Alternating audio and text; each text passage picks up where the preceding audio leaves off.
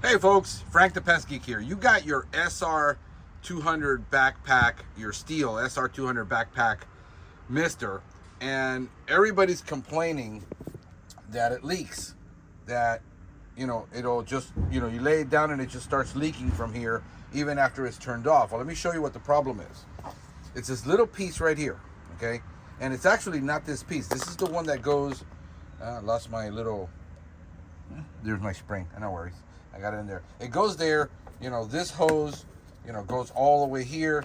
That hose goes in there. This other hose goes here. And in there, there's a piston. ¿Ya te va? Oh, para buscarlo. All right.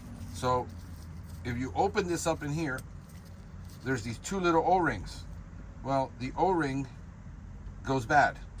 So what you do is, all you do is buy a little kit. All right, you buy a little kit like this with the O-rings and you replace them.